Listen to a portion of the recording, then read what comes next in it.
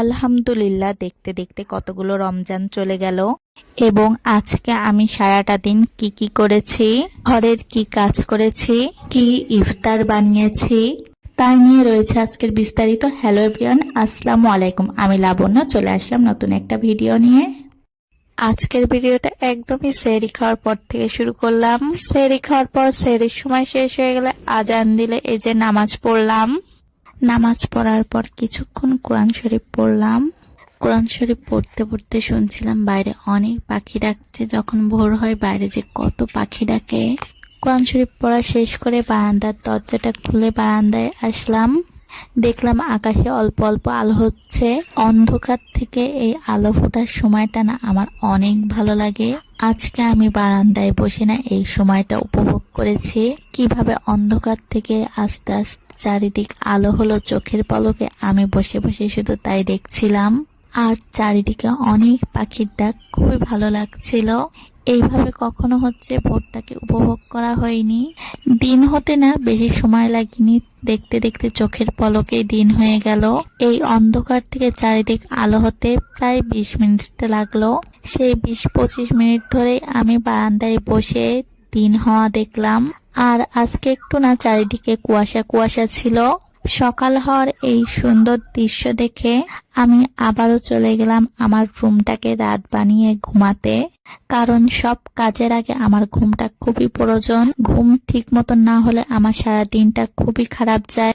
তারপরে এই যে ঘুম থেকে উঠে আমি ফ্রেশ হলাম। আর ওই সকালবেলা ঘুমালে না উঠতে একটু লেট হয়ে যায়। তারপরে আমি আবারও চলে আসলাম আমার বারান্দায়। প্রতিদিন সকালবেলা উঠে আমার প্রথম কাজ হচ্ছে আমার শখের গাছগুলোয় পানি দেওয়া। এখন আমার গাছগুলোতে পানি দেব। এইখানে আমি একটা বোতলে করে পানি দিচ্ছিলাম। আমার গাছগুলো গ্রিলের ওই পাশে, তো বোতলে করে পানি দিতে সুবিধা হয়। আমার বারান্দায় কোনো ফুল গাছ নেই, যেহেতু হাফ রেলিং দেওয়া, কোনো ফুল গাছই হতে চায় না, ফুলও ফোটে না। বেশিরভাগই ইনডোর আউটডোর প্লান্ট। এই গাছগুলোই একটু ভালো হয়, তাছাড়া অন্য গাছ ভালো হতেই চায় না। এইখানে আমার মেয়ে আবার এসে বলছিল অঙ্ক বুঝিয়ে দিতে।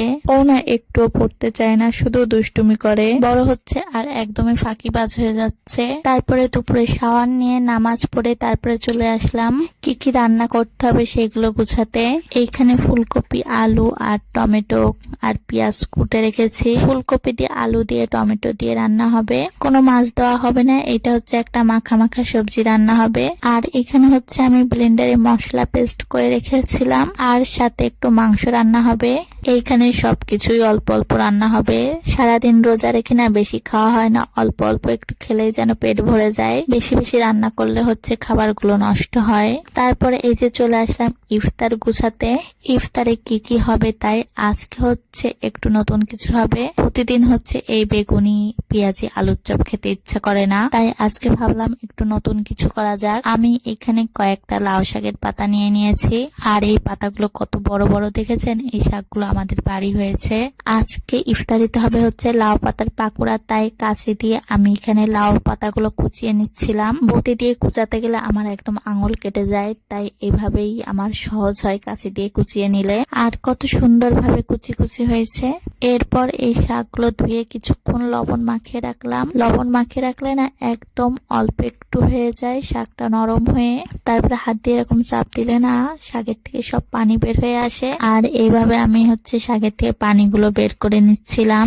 পানিগুলো বের করে অন্য একটা বলে শাকগুলো রেখে দিচ্ছিলাম। আমাদের গাছে এই পেঁপেটা হয়েছিল, আর আমার আব্বু গাছ থেকে এই পেঁপেটা পেড়ে নিয়ে এসছে। নিজেদের গাছের পেঁপে, একদম ফ্রেশ পেঁপে। কিন্তু পেঁপেটা সবার রিজিকেই ছিল। মাশআল্লাহ, আলহামদুলিল্লাহ, শুধু আমরা খাইনি, এইটা পাখিতেও খেয়েছে, তাদের রিজিকেও ছিল। পাখির খাওয়াটুকুনি জায়গা বাদ দিয়ে আমরাও পেয়েছিলাম, সবাই অল্প অল্প খেয়েছিল। বিকাল থেকে সন্ধ্যা পর্যন্ত আমার বারান্দা থেকে তো সূর্যাস্তের একটা সুন্দর দৃশ্য দেখা যায়। আর আমি এখানে সেই দৃশ্যটা দেখি আর কাজ করি, আমার খুবই ভালো লাগে। এখানে আমি ইফতারে চিড়ে ভিজানোর জন্য চিড়ে নিচ্ছিলাম। চিড়েগুলো এখানে আমি আবার বেছে নিচ্ছিলাম। অনেক সময় চিড়েতে ধান থাকে, আবার অনেক রকম ময়লাও থাকে, তাই বেছে খাওয়াই ভালো। আগের থেকে ভালোভাবে বেছে ধুয়ে নিলে খাওয়ার সময় কোনো ঝামেলা হয় না। তারপরে এইখানে আমি শসা ছিলে নিচ্ছিলাম, একে একে সবকিছুই গুছিয়ে নিলাম। মানে ইফতারের আগে খুবই একটা ব্যস্ত সময় যায় তাড়াহুড়ার মধ্যে। আর এখানে আমি লাউ শাকের পাকোড়াটা বানাবো, তাই জন্য এখানে আমি কিছু মরিচ কুচি, পেঁয়াজ কুচি নিয়ে নিয়েছি। পরিমাণ মতন লবণ দিয়ে মাখিয়ে নিলাম। আর এখানে সেই শাকগুলো দিয়ে দিলাম। শাকগুলো দিয়ে ভালোভাবে মাখিয়ে নিলাম। আর দেব সামান্য একটু বেসন, আদা রসুনের পেস্ট, হলুদের গুঁড়া আর সামান্য একটু পানি দিয়ে ভালোভাবে মাখিয়ে নিলাম। এই মাখাটা না কিছুটা কাদা কাদা হবে, আঠালো আঠালো ভাব।